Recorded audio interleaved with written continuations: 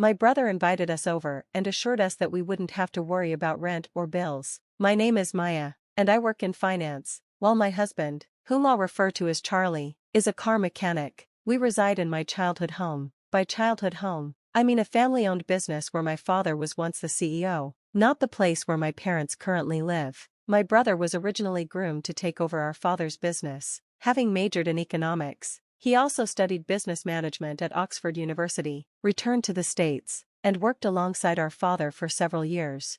Eventually, my parents decided to retire and relocated to a picturesque area like Aspen, Colorado, seemingly enjoying a leisurely life surrounded by nature. Since my brother inherited the company, my parents entrusted the family home to me, their daughter, and I chose to live there with my husband. The house is ideally situated, with easy access to public transport, just a short 5-minute walk to the train station. Nearby, there are shops, hospitals, and schools, making it convenient. Looking ahead, when our children leave home, we'll be well prepared to live comfortably, and for that, I'm thankful to my parents for this gift.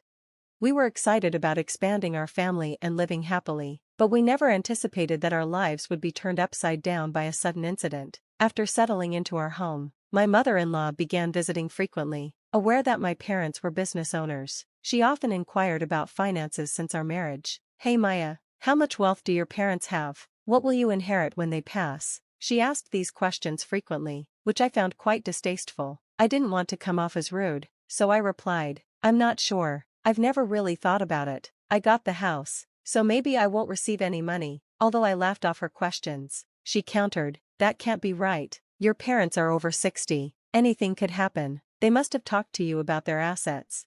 Her keen interest in our finances made me suspect she was counting on my parents' wealth. I knew how much I would inherit, but I chose to remain silent, thinking it best not to disclose anything to her or to Charlie, who is close to her.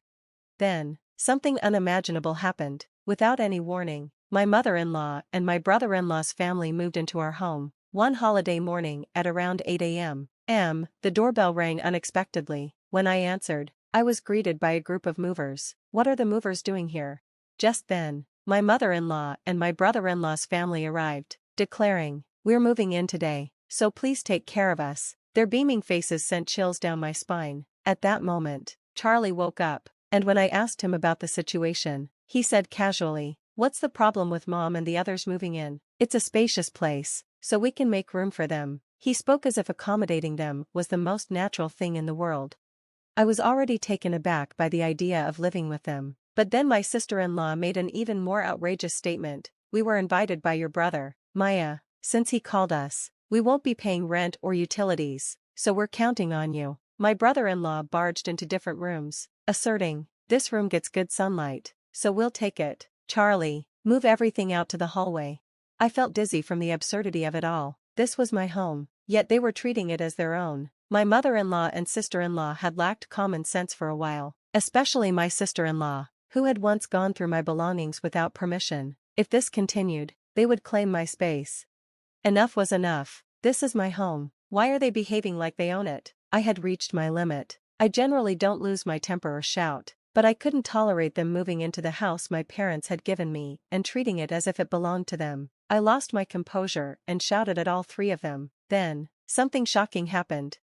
"How dare you speak to us that way? You're the one who should leave." As soon as those words were uttered, I felt a sharp pain in my cheek. Wait, did she just slap me? It took a moment for me to register what had happened. I was in shock, unable to comprehend it, and all that remained was the throbbing ache in my face. In that instant, I felt something snap inside me.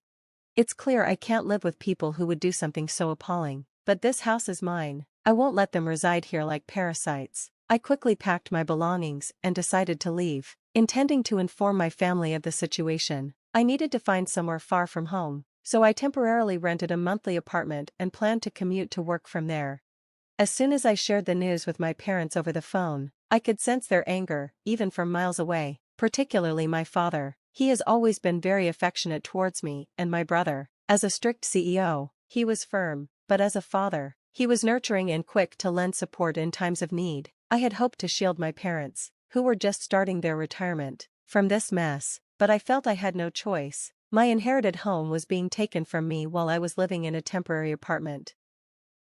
I was convinced that my husband and his family were taking full advantage of my home, so I decided to take the advice of my brother and father. A few days later, during my break, I checked my phone and saw a flurry of missed calls and messages from Charlie. I knew exactly why he was reaching out. I had called the water and electric companies to cut off the utilities. Our house relies entirely on electricity, and since we haven't installed solar panels yet, there's no backup power source. With the heat wave we're currently experiencing, I imagined it must be unbearable for them without electricity or water. Charlie was probably calling to plead with me to resolve the situation. As I considered ignoring the calls, my phone rang again, coincidentally during my break. "Hey, what's going on? There's no electricity or water. You cut them off, didn't you?" I could hear the panic in his voice. "The house belongs to me, so now that I'm not living there, there's no reason to keep the utilities running. I had them shut off. If I left them on, I'd still be responsible for the bills even though I'm not residing there, and I won't accept that. So, naturally, I had them cut off." His reaction was furious, demanding that I immediately restore the services. Just because he insisted didn't mean I was going to say, "Okay, I understand. If they wanted the utilities restored, they could pay for them." Yet, whenever the subject comes up, they insist, "It's your house, so you should cover the costs," proving their words and actions don't align. I had no intention of renewing the contract and even said, "If you don't like it, then get out of the house immediately." After that, I hung up since my break was ending. Afterward, my mother-in-law, sister-in-law, and brother-in-law all called me, echoing the same plea. They wanted me to restore the electricity and water. They complained about the heat and lack of water, but that was their problem, not mine. After hearing their grievances, I told them to manage it themselves and hung up. I assumed they were simply after money and would eventually give up and leave. However, a week went by without any sign of them vacating, so I decided to escalate the situation. I consulted with a lawyer from my father's company about the issue and asked him to send a notice to Charlie. The notice addressed their trespassing. They had invaded my home without my consent, pushed me out, and were treating it like their own. I informed them that I was considering legal action against this underhanded tactic. "Hey, what's happening? Why did I receive a document from a lawyer? Was it really necessary to go this far?" Charlie sounded panicked and hadn't anticipated my response. I knew how much they valued their public image, and the thought of being sued would weigh heavily on them. They were desperate to avoid a legal battle, but were equally unwilling to relinquish their comfortable living situation, likely concocting plans to convince me to let them stay.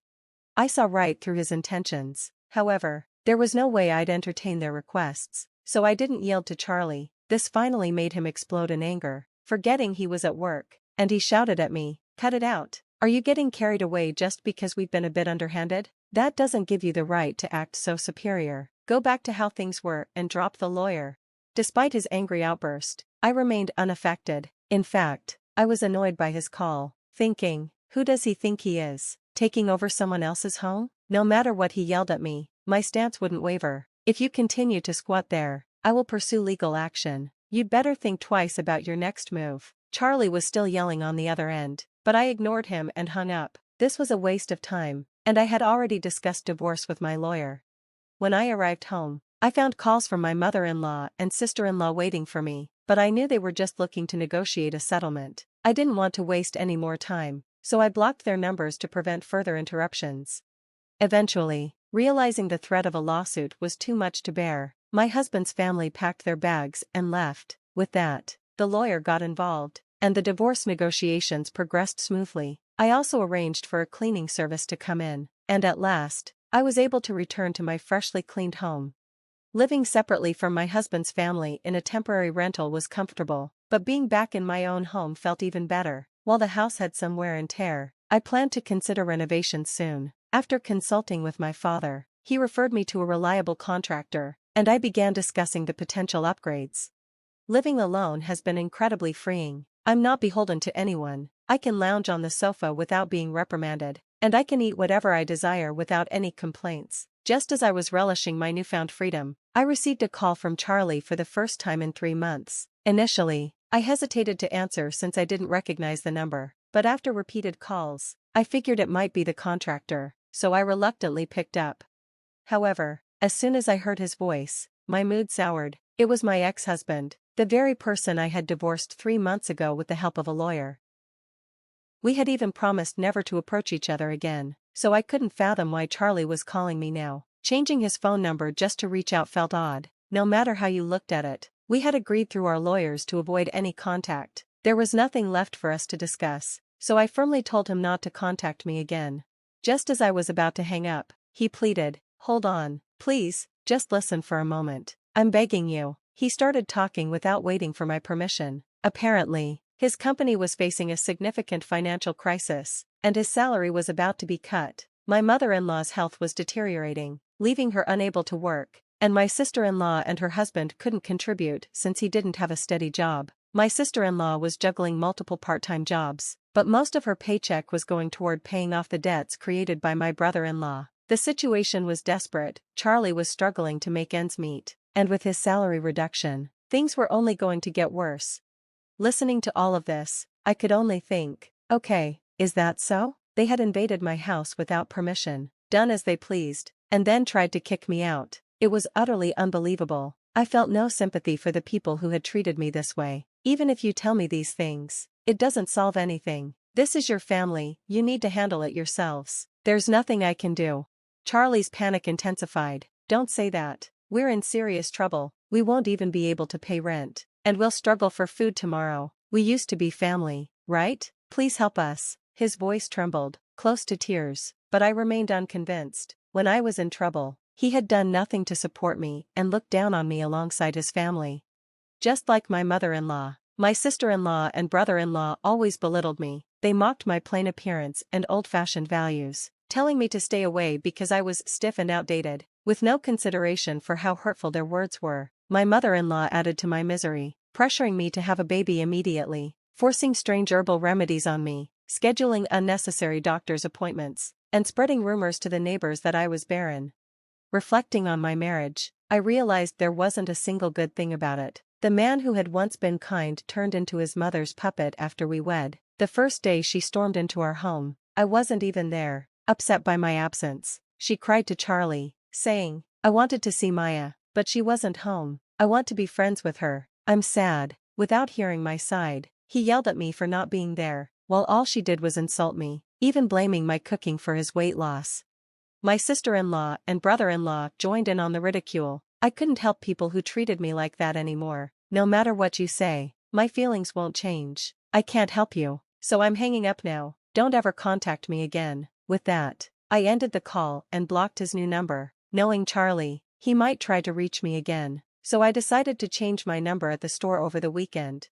But before I could do that, they took matters into their own hands. They broke the agreement with my lawyer and showed up at my house at 11 p.m. "Open up, let us in, and take care of us. We're family, you should help us." They banged on the door, yelling without a care for the late hour. "What's going on? Please go home. You're disturbing the neighbors." I tried reasoning with them through the intercom, but they didn't listen. They continued to cause a scene, and I was about to call the police when I heard sirens outside. It seemed a neighbor had already taken the initiative.